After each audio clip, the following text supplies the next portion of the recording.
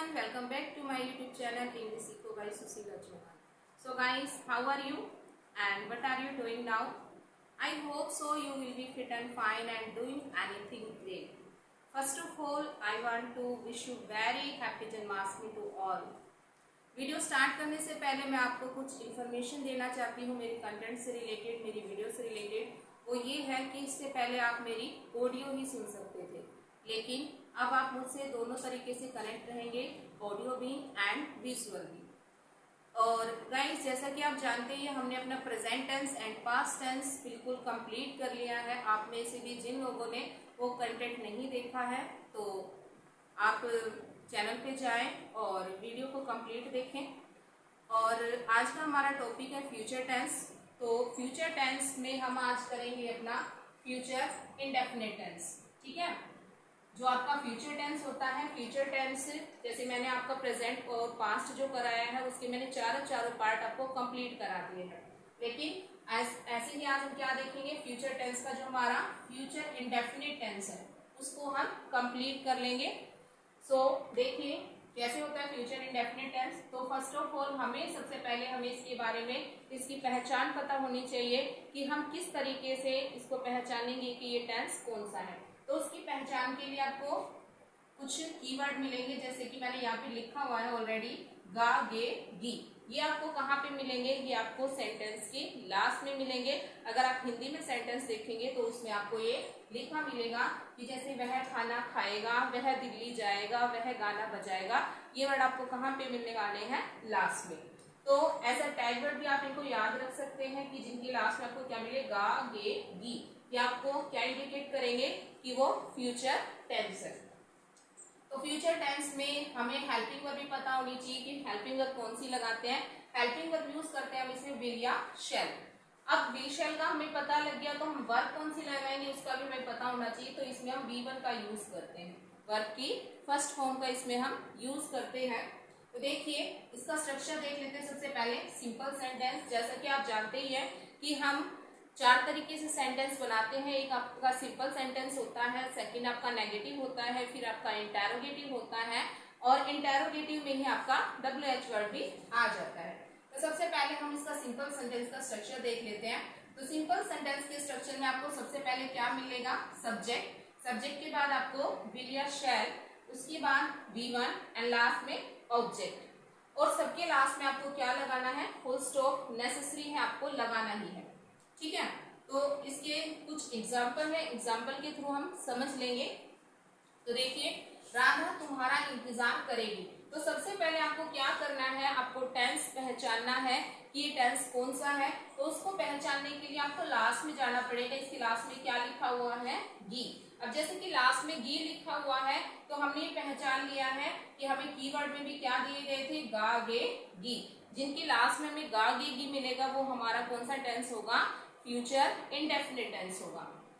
अब इसमें हमें क्या पहचानना है कि इसमें सब्जेक्ट क्या है। तो सब्जेक्ट क्या होता है हमारा, इसमें सब्जेक्ट होता है जो भी हमारे स्टार्टिंग में दिया जाता है, जो काम को करने वाला होता है। ठीक है, तो इसमें सब्जेक्ट है राधा। फिर तुम्हारा इंतजार करेगी, इंतजार करना यहाँ पे वर्ब है और तुम्हारा यहाँ पे एज अ ऑब्जेक्ट यूज होने वाला है। तो देखिए, Radha will wait for you. ठीक है, लास्ट में क्या लगा दिया हमने, फुल स्टॉप। नेक्स्ट है मैं दिल्ली जाऊंगा। तो इसमें जो मैं है वो सब्जेक्ट है, जाना यहाँ पे वर्ब है एंड दिल्ली क्या है, ऑब्जेक्ट। तो आई शैल गो टू दिल्ली। देखिए, अगर आपको इस चीज में डाउट है कि किसके साथ हम शैल लगाएं और किसके साथ विल लगाएं, वो ऑलरेडी मैं लिख चुकी हूँ। आई और वी के साथ हम शैल का यूज करते हैं, जबकि we, she, it, you, we, they या फिर सिंगुलर एंड प्लूरल नाउन के साथ में हम क्या लगाते हैं, विल लगाते हैं। ठीक है, अब देखिए नेक्स्ट एग्जांपल, वे तुमसे बात करेंगे। अब वे के लिए हम क्या लगाएं, दे, और दे के लिए हमें क्या हेल्पिंग वर्ब लगानी है, विल के बाद बात करना में स्टार्ट, किसके साथ करेंगे, तुम्हारे साथ। तो क्या हो जाएगा, विद यू। तो ये क्या थे हमारे एग्जाम्पल हैं किसके, सिंपल सेंटेंस के। देखिए अब करेंगे अपना नेगेटिव सेंटेंस। तो नेगेटिव सेंटेंस का स्ट्रक्चर क्या होगा गाइस, सबसे पहले हमें सब्जेक्ट रखना होता है, सब्जेक्ट के बाद विल और शैल लगाते हैं, उसके बाद फिर हम नोट को ऐड करते हैं, नोट के बाद V1 होती है और उसके बाद ऑब्जेक्ट एंड आफ्टर दैट हम फुल स्टॉप का यूज करते हैं। बस नेगेटिव सेंटेंस में एंड सिंपल सेंटेंस में बस इतना सा ही चेंज है कि उसमें हमने जो नोट है वो ऐड नहीं किया था और इसमें हम नोट को ऐड करेंगे। एग्जाम्पल देखिए, राधा खाना नहीं बनाएगी। यहाँ पे जो हमारा राधा है वो क्या है, एज अ सब्जेक्ट यूज हुआ है, खाना हमारा ऑब्जेक्ट है, नहीं हमारा नेगेटिव सेंस के लिए यूज हुआ है, एंड बनाएगी आएगा हमारे किसके लिए, वर्ब के लिए। तो अब इसको हम ट्रांसलेट कर देंगे कैसे कि सबसे पहले हमें क्या लगाना है, सब्जेक्ट, सब्जेक्ट है हमारा राधा। अब राधा के साथ हम क्या लगाएंगे, विल नॉट लगाएंगे। ठीक है, आई और वी के साथ हमें शैल लगाना है, बाकी सभी के साथ क्या लगाना है, हमें विल लगाना है। तो Radha will not cook food. ठीक है, Radha will not cook food and last में क्या आ जाएगा, फुल स्टॉप। नेक्स्ट एग्जाम्पल, तुम मेरी सहायता नहीं करोगे, तुम मेरी सहायता नहीं करोगे। तो इसमें भी जो तुम है वो क्या है, हमारा सब्जेक्ट है, यहाँ पे सहायता करना वर्ब हो गई, और किसकी सहायता नहीं करोगे, मेरी नहीं करोगे, तो ये क्या है हमारा एज अ ऑब्जेक्ट। अब यहाँ पे अब इसको भी ऐसे ही ट्रांसलेट करना है। सबसे पहले हमने सब्जेक्ट लिखना है, सब्जेक्ट है हमारा तुम, तुमको हम क्या बोलेंगे, यू। तो you will not help to me. ठीक है, तुम मेरी सहायता नहीं करोगे। नेक्स्ट एग्जाम्पल है, वे परीक्षा की तैयारी नहीं करेंगे। अब यहाँ पे हमारा सब्जेक्ट क्या होगा, वे। ठीक है, उसके बाद तैयारी करना हमारी वर्ब हो गई, और परीक्षा की ये हमारा ऑब्जेक्ट हो गया। तो करते हैं चेंज इसको भी, they will not prepare for exam. ठीक है, एंड लास्ट में क्या आ जाएगा, फुल स्टॉप। आफ्टर दैट, तुम्हारी माताजी मंदिर नहीं जाएगी।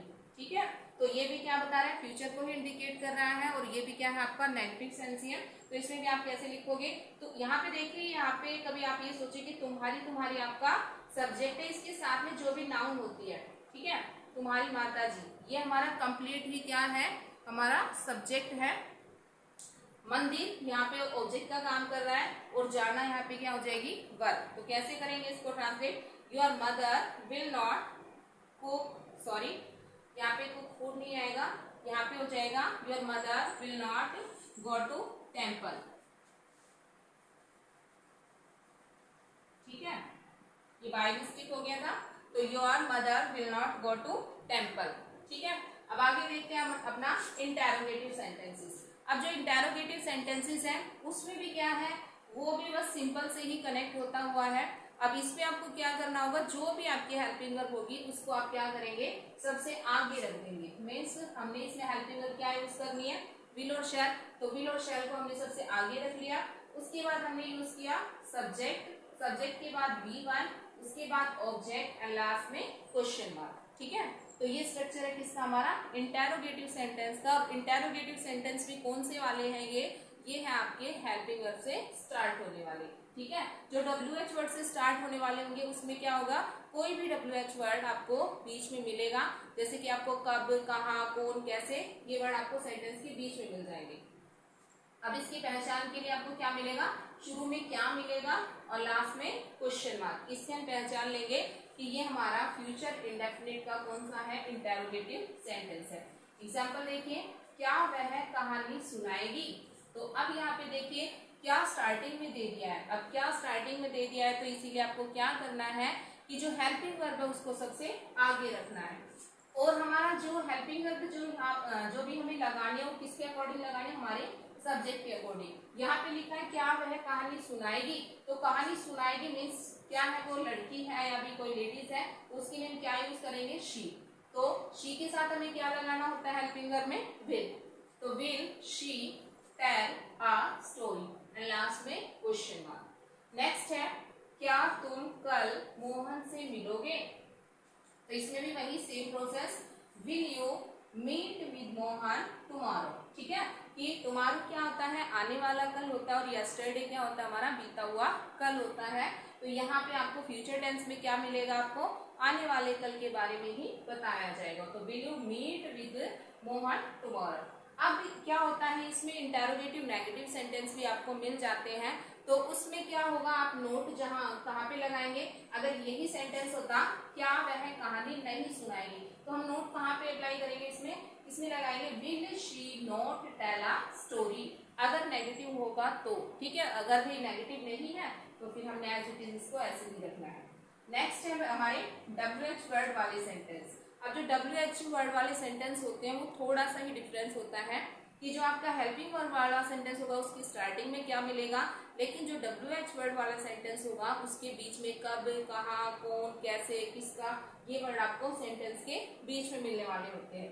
तो देखिए स्ट्रक्चर सेम ही है, जो भी WH वर्ड है उसको बस आपको आगे रखना है, बाकी हेल्पिंग वर्ब वाला ही है। तुम उससे क्यों डरोगे, अब यहाँ पे देखिए क्यों वर्ड है कहाँ पे आ गया, बीच में आ गया है। अब इसी को सबसे पहले आपको उठा के आगे ले जाना है, तो क्या आ जाएगा, सबसे पहले हमने वाई को आगे कर दिया है, बाकी अब देखिए आगे का तो हमारा पोर्शन कैसा था, ऊपर वाले सेंटेंस जैसा ही हो गया है। तो why will you afraid him, ठीक है, कि तुम उससे क्यों डरोगे, तो क्यों को हम क्या बोलते हैं, व्हाई, और तुम के अकॉर्डिंग हमने क्या लगा दी, हेल्पिंग वर्ब विल लगा दी, और सब्जेक्ट क्या था इसमें, तुम, तो यू आ गया, और अफ्रेड मतलब क्या होता है, डरना होता है, वर्ब हो गई हमारी, और उससे मतलब हिम, और हिम की बजाय यहाँ पे आप हर भी लगा सकते हो, क्योंकि यहाँ पे मेंशन नहीं है कि भाई वो डर किससे रहा है, भाई पुरुष जाति से बिलोंग कर रही है या स्त्री जाति से। नेक्स्ट है तुम मंदिर कब जाओगे, तो यहाँ पे जो कब वर्ड है ये क्या है, एक WH वर्ड ये, तो अब इसको सबसे आगे रखेंगे, when will you go to temple, ठीक है। तो ये था हमारा कौन सा, WH वर्ड वाला। इसमें भी अगर आपको नेगेटिव मिल जाए तो इसमें भी आप क्या करोगे, व्हेन विल यू यहाँ पे नोट लगा दोगे, या आप व्हेन वांट यू भी लिख सकते हो, ठीक है, दोनों तरीके से, ठीक है।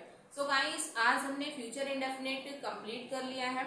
अगर आपको मेरी वीडियो अच्छी लगे और इससे रिलेटेड आपका कोई भी डाउट हो तो प्लीज़ कमेंट मी, ठीक है, और वीडियो को ज़्यादा से ज़्यादा शेयर करना, क्योंकि इससे मुझे मोटिवेशन मिलेगा और मैं आगे फिर आपके लिए और इससे बेहतर वीडियो बनाऊंगी, ठीक है। तो thanks for watching me, have a nice day.